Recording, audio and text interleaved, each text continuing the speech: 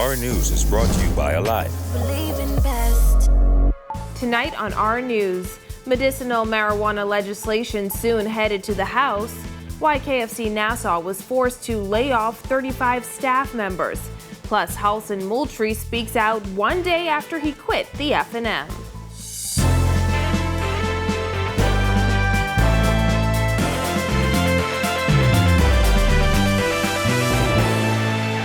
Welcome to Our News and thanks for joining us. I'm Christina Dragovich. Topping news tonight, Prime Minister Dr. Hubert Minnis announcing today that government is in the process of completing medicinal marijuana legislation. Jared Higgs has the details. The government is in the process of now completing the legislation to bring to Parliament to legalize medicinal marijuana. Minnis made the announcement while addressing a crowd in Elbow Key, Abaco on Friday. On top of announcing the draft legislation, Minnis urged young people who have run into trouble with the law because of small amounts of marijuana to apply to have their records expunged. I also want, especially the young people, to hear that we are aggressively moving towards expunging the records of young people, and many have been done already, because too many of our young people have been arrested for minor offenses, including minimal use of marijuana. Back in October, Minnis announced that government was considering legalizing industrial hemp, in addition to promising that records for possession of small amounts of marijuana would be expunged. However, since October, arrests for small amounts of marijuana continue because it continues to be against the law. I invite all who would have been charged with such minor offenses to apply. Apply so that your records may be expunged and your life can continue. Former Minister of Health, Dr. Dwayne Sands, was asked his thoughts on Minnis' announcement. He says in cabinet, his hands were tied as he had to maintain government's position. Now he can speak his mind more freely. I have not seen any of the proposed legislation. For a very long time, I have been a proponent of a more progressive view of cannabis. Clearly, while I was in cabinet, those utterances had to be only the utterances of the official government position. He says he's looking forward to the issue being hashed out. Let's see what we mean by medicinal marijuana. Let's see what relaxation of penalties for possession will be promulgated by the executive. And I look forward to a lively debate. Reporting for Our News, I'm Jared Higgs. Well, KFC Nassau announcing it was forced to lay off 35 team members due to the COVID-19 pandemic, as well as reduced operating hours brought on by the government-imposed 10 p.m. curfew on New Providence, leading most businesses to close at 9 p.m. Human Resources Director of Restaurants Bahamas Limited, Nina Maynard, said in a statement, for almost a year now, the curfews imposed on New Providence have severely impacted sales and revenue. We've made adjustments throughout this pandemic in order to keep everyone employed, but unfortunately, we now find ourselves in the position where this very difficult move is simply unavoidable. According to the company, it is unable to continue providing its more than 360 team members with contractual days and hours based on a pre-pandemic operating schedule. And the Free National Movement now holds 32 seats in Parliament. This after Nassau Village MP and House Speaker Halson Moultrie resigned from the party. Moultrie says several factors went into his decision. Kyle Joaquin has the story. Moultrie's resignation from the F&M will no doubt bring some major changes, but he says if he is in fact removed as Speaker of the House of Assembly, he has no issue moving from the big seat right there to the backbench. I've been promised a number of things, and I don't believe that it will ever happen. By the party or the leadership? By the executive branch of the government. For nearly 4 years, he's been the one person in the House of Assembly everyone has had to address, Mr. Speaker. And now Halson Moutrie's future in that role is unclear after he resigned from the governing Free National Movement with immediate effect yesterday. If the Parliament is prorogued and the vote of no confidence is brought in the Speaker and it is successful, then I would take up my seat on the backbench as the representative for the Nassau Village constituency. and I will continue my advocacy from that position. After months of pleading for separation of powers and respect for the chair of the Speaker, as well as other issues like the state of his old office on Parliament Street, Moultrie says his time to leave the F&M has come. He said the government simply failed to fulfill promises to him, and that there were those within the party who expected him to fall in line with a one-leader mentality, one he does not subscribe to. Is this concept of one leader, one maximum leader. In most of the political organizations, I've been a part of the PLP organization and the Free National Movement. And I don't subscribe to that. I don't support that concept of a maximum leader and this one leader concept at all. In a statement, the F&M said, "We have received Speaker Halson Moutrie's resignation from the F&M and look forward to continuing to work with the Nassau Village MP to uphold democracy, transparency, and accountability, all of which are core values of the F&M's agenda." Moultrie said there's no bad blood and added even his constituency team in Nassau Village was left split on his decision to resign, with some expressing disappointment in him because he didn't tell them in advance. But in certain circumstances in politics, particularly if you are trying to avoid matters being released prior to you making your decision, you cannot discuss it and consult. And now the F&M has gone from having 35 seats when it was elected to 32, with Moultrie joining Centerville MP Reese Chipman as an independent, and Golden Isles MP Vaughn Miller, who has since gone over to the PLP. As for what he will do next, Moultrie says he will first speak with his wife. However, he insists he has far more options than people think. For Our News, I'm Kyle Joaquin. Well, opposition leader Philip Davis says he believes Halson Moultrie should also resign as Speaker of the House. But what do his constituents think about his decision to quit the F&M? Bethany McDermott visited Nassau Village to find out. How I feel about it? I feel in no way because he still is garbage.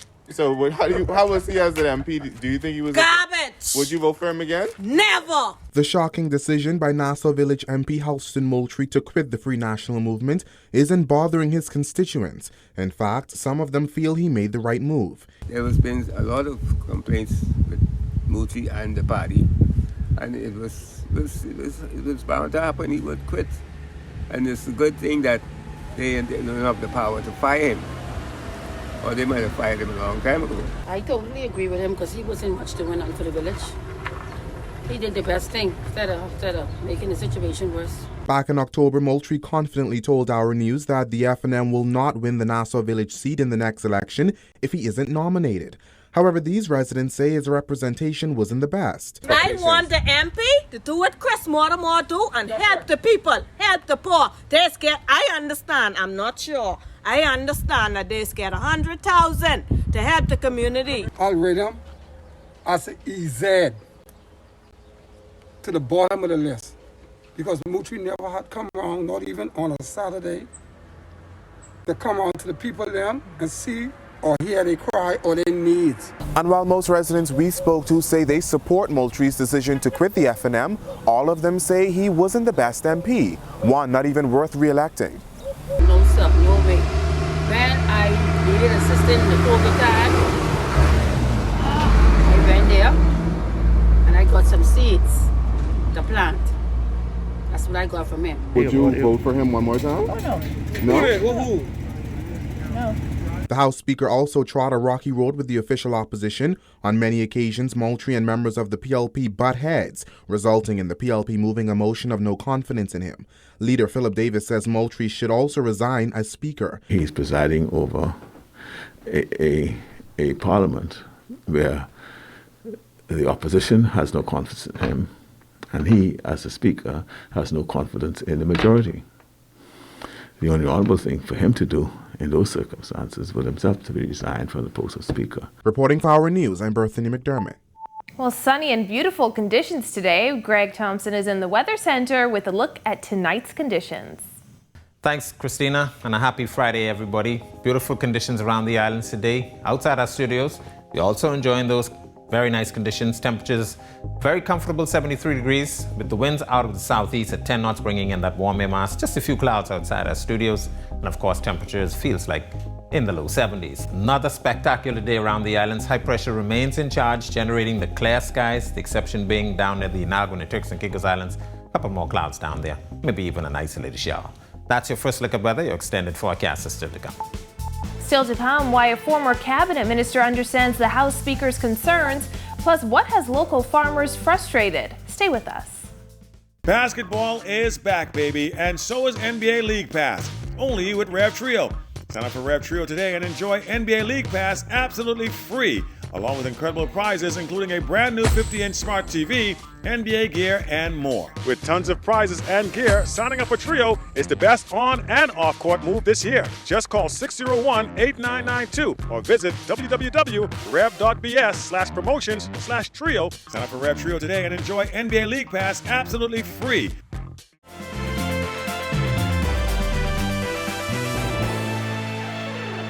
Former Health Minister Dr. Dwayne Sands says though the Speaker's resignation was unprecedented, he raised some important points about governance, and the Minnis administration should take note. Julian Gray has that. Despite the abrupt way House and Moultrie resigned, former Cabinet Minister Dr. Dwayne Sands says the FNM should not shoot the messenger, but look critically at the points he's raised. The Speaker has raised some very important issues about governance, about democracy, and notwithstanding the fact that this is almost unprecedented move, I believe that we should not only look at the messenger, but we should listen to the message. Dr. Sands says he agrees with Moultrie's point that the role of the Senate and the House should be strengthened relative to the cabinet and judiciary. The Minnis administration has been on the receiving end of fierce criticism over several controversial issues, like raising value-added tax, leasing a building from a then cabinet minister, and more recently, its COVID-19 plan that included at times abrupt lockdowns. As the government, the Minnis administration should look closely at those criticisms, according to Sands.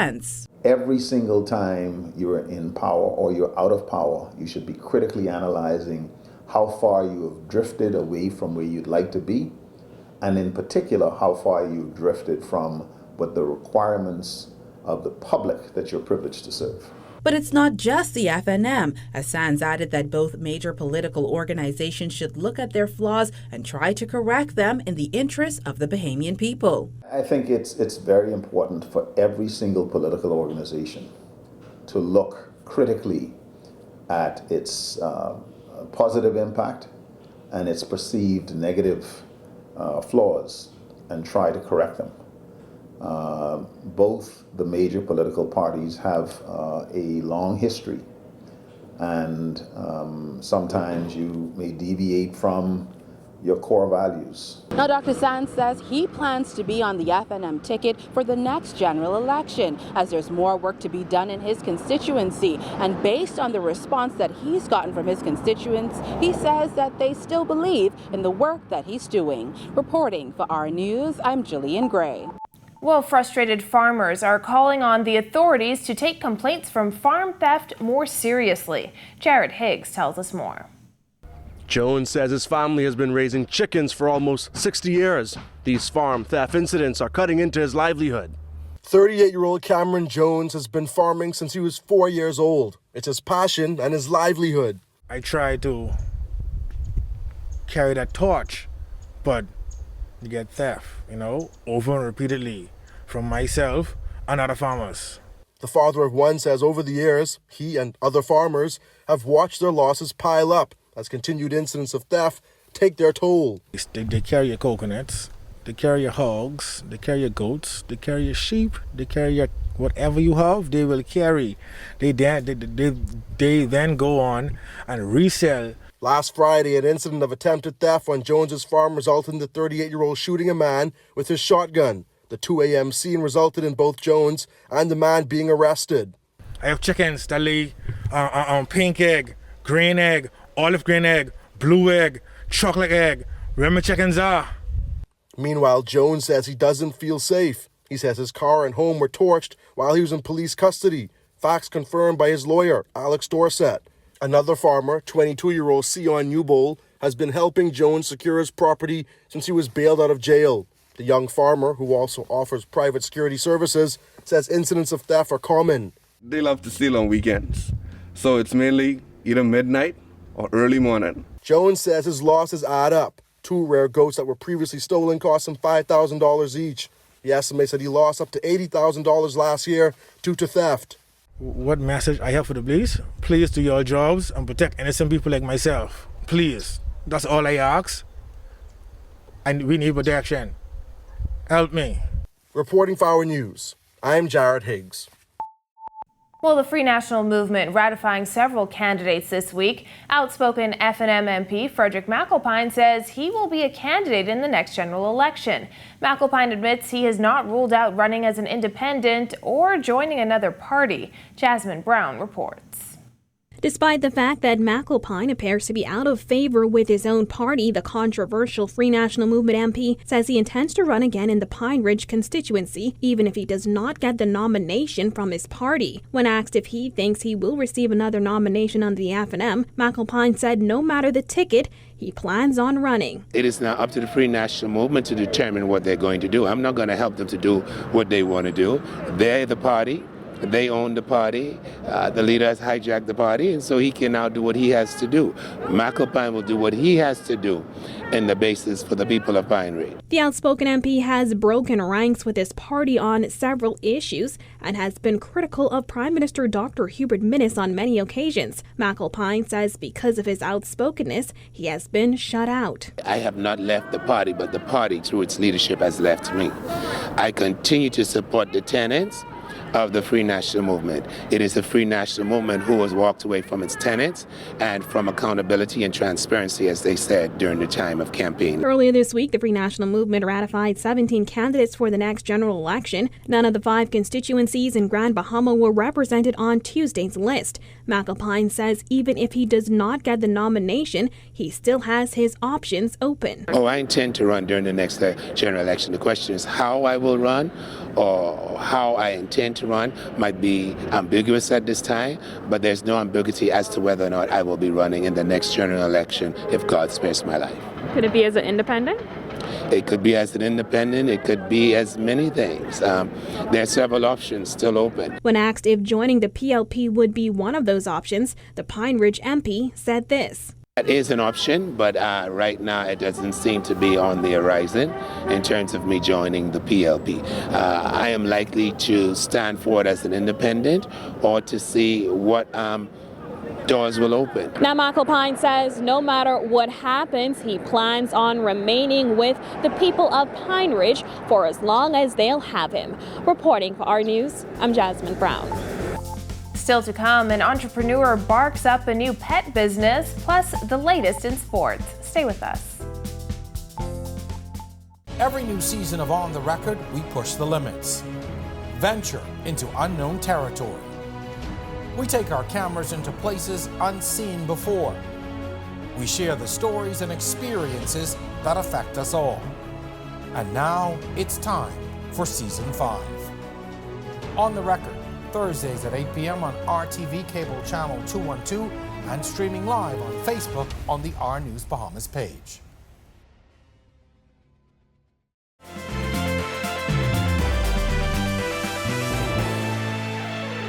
This is Our News. Welcome back. A small business forged in the time of furlough is helping fur moms and dads make each celebration a little more special. We take a look in tonight's Freestyle Friday.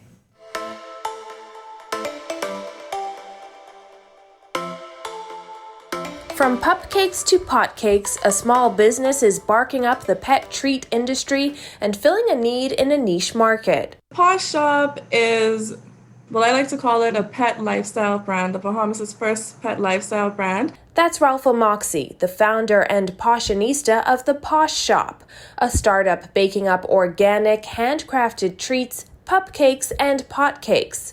When the resort she worked at closed its doors with no reopening in sight, Moxie set her sights on her love for her 4-legged fur babies. During my whole furlough, during the COVID pandemic and everything, the peak of it last summer,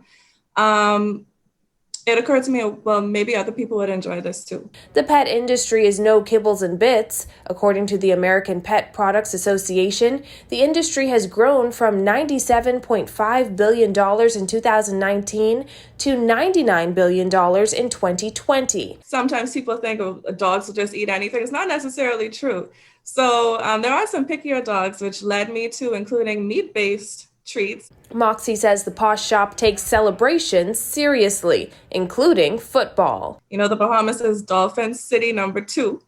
So we definitely have Dolphins jerseys as well, and they range in all sizes. And she even has something special for those four-legged friends who may be in puppy love. Hearts and kisses, as well as the pupcakes as well, the signature items.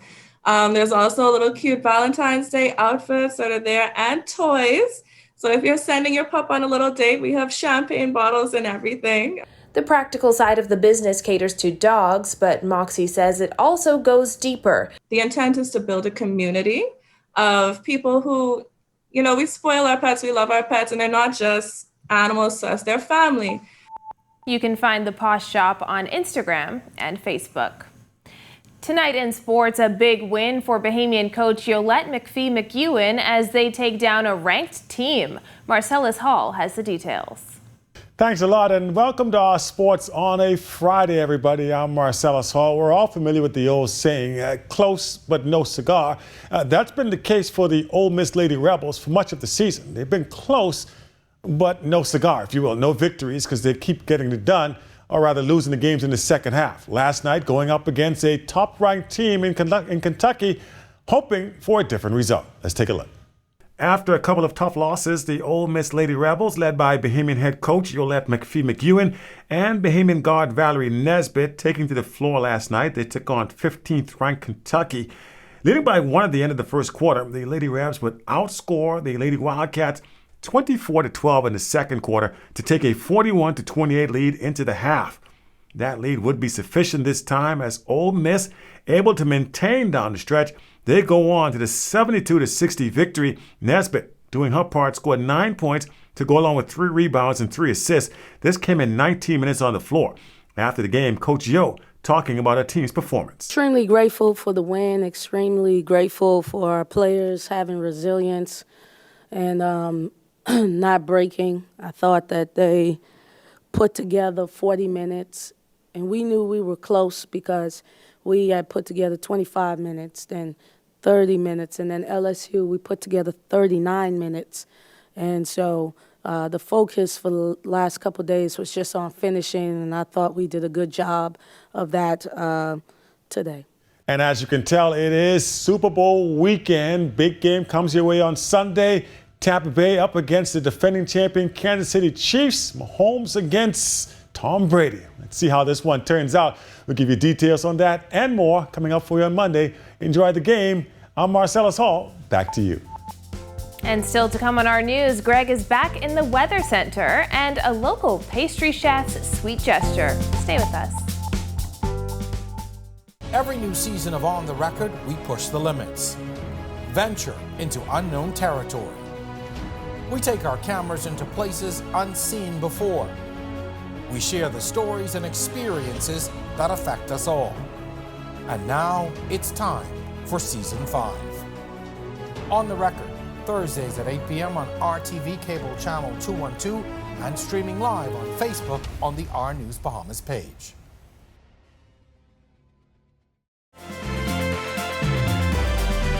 Welcome back to our news. Looks like the sun is coming back out. Greg is back in the weather studio with the weekend weather outlook. Thanks again, Christina. In our second look at weather, we take a look at our satellite view around the area. High pressure remains in charge of our weather, generating very nice conditions, blue skies, just some patchy clouds near the southeastern Bahamas, Turks and Caicos and Inagua. A couple isolated showers possible in that area. We are watching a frontal boundary to the north across northern Florida that we expect to get near the northern Bahamas. We don't think it's going to come through. That high pressure will remain in charge, and of course, beautiful conditions and warmer temperatures expected for the weekend. Your boating forecast for the northwest and central Bahamas tonight through tomorrow. Southeast to southerly winds at 15 knots. Seas will be running 3 to 5 feet over the ocean. While in the southeast Bahamas, we expect those winds to be out of the east to southeast, 15 to 20 knots. So caution flag posted for you guys down there 4 to 6 foot seas. High tide will be at 8:10 tonight. Here's a look now at your national forecast.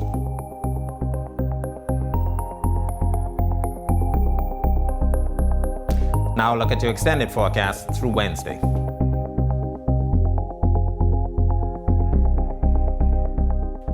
That's a look at our weather. Make it a safe weekend, everybody. Christina? Thanks, Greg.